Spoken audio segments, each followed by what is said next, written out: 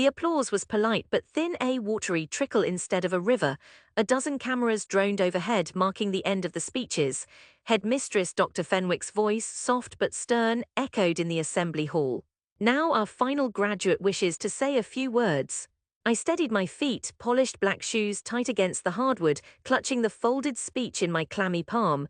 Overhead, the school crest glared from the projector. I had spent days writing what I'd say if I made it to this moment. A few jokes, a little gratitude, the classic pep talk. Instead, the whole thing was a flutter of nerves and half-memorized lines. My parents sat far back beside my grandmother and cousin. Mum's lips were pinched, Dad's arms folded. Dr. Fenwick extended the microphone. "Evelyn, take all the time you need." I trembled, scanning the room. Faces blurred, some curious, most bored. Georgie and Anna giggled behind their hands in the aisle. I cleared my throat. "I want to thank everyone at St. Cecilia's for," my voice wavered, a thin reed in a storm. "For not just preparing me for exams, but for life. They say you're supposed to figure out your path now, right? Well, mine's a bit odd, maybe." Someone, I think it was Cousin Henry, snorted. The laughter, muffled but cruel, hit my ears in a wave. "I know it seems ridiculous, but I'm going to be a novelist." The air stilled, someone let out a chuckle. Anna's whisper, sharp as a knife, sliced through. "She thinks she's JK. Rowling's." Red burned up my neck, I recovered barely. "I want to write stories that matter, to create worlds people escape to, even if it means chasing a dream that, yes, sounds crazy. But I believe stories make things better." Dr. Fenwick's eyes darted to the agenda, her lips pressed in a diplomatic line. "That's very inspiring, Evelyn." She moved smoothly. "Let's move on to refreshments." The crowd shifted, relief rushing through the hall. My speech, my moment, drowned in murmurs. My parents didn't meet my eye. Mum's voice, brittle as old porcelain, found me in the post-ceremony crowd. "That dream of yours is sweet enough, love," she said, hands stiff at her sides, "but real work pays the bills." Dad was less gentle. "You'll wake up soon, Evie, best to get it over with." I tried to shrug, but my stomach twisted. That was the first time I felt it, the deep, hollow ache of rejection, not violent, not loud, but bone deep. Later that night, when the hall was empty, I slipped back inside. The old wooden floor glowed in gold streaks from the street lamps. I put my palm on the lectern and closed my eyes, angry tears prickling. Somewhere inside, a fire smoldered. Anger at their laughter, and an odd serenity kindling through the pain, that I would prove them all wrong, that the world I would one day create on the page would be stronger than their mockery. The next autumn I was gone, no grand farewell. My acceptance letter was for some middling creative writing course in East London. My parents clucked, exchanged glances. Dad offered an internship at the South Bank office. I declined and left with my battered suitcase, manuscript notebooks pressed between jumpers. The city was loud, indigo and cold, but I loved it. In damp bedsits, light slicing through dirty blinds, I wrote. Nights bled into dawn, scrambled eggs eaten on the carpet with my laptop propped on my knees. In between, I juggled shop counters, temp agencies, and a long, grinding stint at a library shelving legal textbooks. When the rejections began, they came as a flood. "Thank you, but not what we're looking for, try again." I saved every email, every sharp-edged note from home. "Why not apply for a master's in law? The bank is hiring," landed like weights. Calls with Mum were brief, thin with disappointment. Dad simply stopped phoning. Sometimes I read old texts and slammed my phone face down, jaw clenched, but I kept writing. Each day, each setback, I poured into the keyboard. My anger steeled me, my serenity made me endure. Years passed, friendships came and went. I perfected the art of cheap living, library heat, instant noodles, black market electricity from upstairs. For a full 6 months I moved home, a shameful limbo. At the kitchen table I typed between dinners I didn't taste and silences so sharp they hummed. One Sunday morning as I was walking the narrow lanes behind Brick Lane, my phone buzzed, a curt, unfamiliar number. "Is this Evelyn Grant?" I nearly dropped the phone, pressing it to my ear. "Yes, this is Evelyn." "This is Joanna Hyde at Eastlight Books. I just finished your manuscript, The Language of Shadows. I need you to come to our office tomorrow. We'd like to discuss a contract." Every molecule in my body stilled, then vibrated. I thanked her in a breathless rush and dropped to a curb beside a curry house, hands trembling. It was real, it was happening. The next year came as a blur, the editorial meetings in Eastlight's cramped offices, half excitement, half terror, where Joanna circled every redundant word and demanded sharper dialogue. The first check for £5,000. Not much, but it kept me afloat. Joanna said, "We think you're special, but you need to be patient. The road for writers is never smooth." I rewrote whole chapters, deleting what I'd thought was my best work. Sometimes I stared out at the rainlit city, wondering if I was already out of my depth.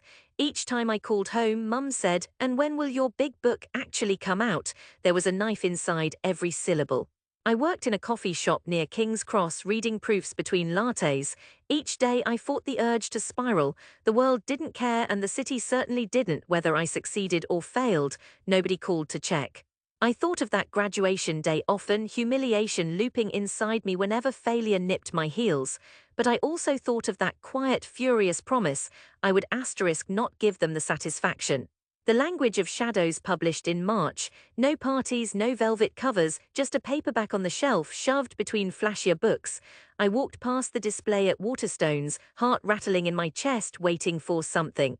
The reviews surprised everyone, me most of all. The Guardian called it a minor miracle of empathy and suspense. A minor miracle, I repeated to myself, dizzy, as I scrolled through Twitter. There were emails, readers who'd finished the book at 3 a.m., writing paragraphs about how it changed them. I replied to everyone. 3 months later, I learned it was on the shortlist for the Somerset Prize. Calls came that I never thought I'd get: magazine interviews, readings in creaky old libraries, invitations to write for the broadsheets. Still, I felt no urge to tell my family, not yet. For once, the silence was on my terms. Only when the publisher called to say the book had hit the bestseller list, and there was a second deal waiting, did I feel the old ache resurface. I saw their faces, the closed expressions, the laughter, the thin veneer of patience when I declared my dream. And a slow, gathering peace settled in. No grand speech, no raucous celebration, not yet. I'd wait for the proof, not words, but something they couldn't laugh away. 2 years after publication, a letter arrived on creamy stock. Dr. Fenwick, still headmistress, invited me to the annual careers evening at St. Cecilia's. Mum called the same day. "Did you get that invitation?" "Henry's at Cambridge now. The school wants everyone to see what the old girl's achieved." She didn't say proud, but she did say offhand, "Of course, if you're too busy." I said I'd come. The night of the event, drizzle sheeted down the city, blurring the lamps as I pulled up in my silver cab. The school was the same worn stone, incense of floor polish and overcooked carrots. The students were sharp-eyed, eager. Parents loitered in the shadows, clutching brochures. I wore a simple black dress, anonymous, unremarkable. Inside, the old assembly hall was brighter than I remembered. Rows of folding chairs, the edges frayed. At the podium, Dr. Fenwick's silver hair gleamed. She introduced me last, as always. And finally, we welcome back Evelyn Grant, award-winning novelist. You may have read her Somerset-winning Language of Shadows. A quiver ran through the crowds. Some parents nudged their kids, others blinked, recalling the girl who'd been so odd, so certain at her graduation. Mum and Dad sat in the front, stone-faced.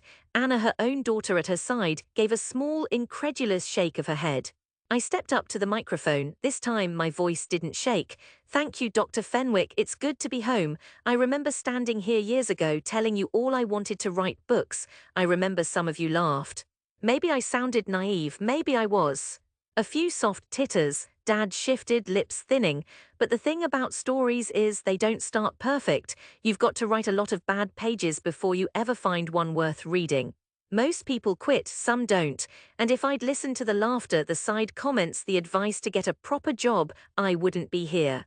I looked at Dad, then at Mum. Anna's gaze flickered away. "I'm not here to say follow your dreams and it all works out.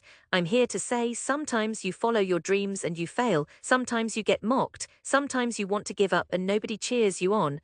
I let the silence land. "But if you do the work, if you hang on, you might wake up one day and realize you've become the thing you always saw in your head.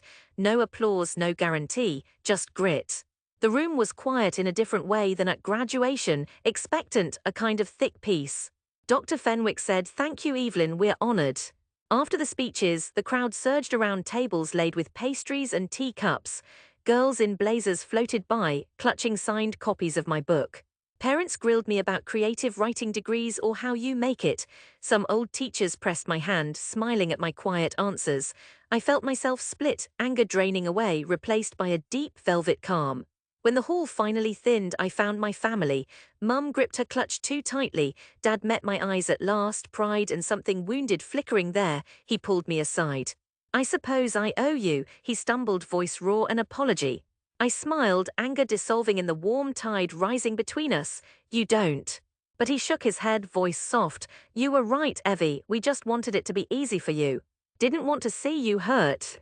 Mum stepped in uncertain. Your speech was beautiful. We read the book. I liked it. I really did. Anna was last, face pale, voice low. I'm sorry for when we were kids. My daughter wants to write now, you know. She talks about your book all the time. I felt a lightness I'd never known, a serenity unburdened by others' expectations. It wasn't forgiveness exactly, it wasn't forgetting, but it was freedom. That night I left the hall on foot, weaving through the shadowed streets of my childhood. The city smelled of rain and new promise. As I passed the iron gates, I heard my name carried behind me, tentative, not mocking. There was no lectern, no microphone, only the sound of my feet steady among the wet leaves and a peace blooming as surely as the anger once had. I had returned not to prove them wrong but to show myself that I was, and always had been, enough. I lifted my collar, pale lamplight glinting off the cover of my own novel against my chest, and as the city opened before me, I realized I had written not just a book, but a future I had once been too angry and too afraid to believe was possible.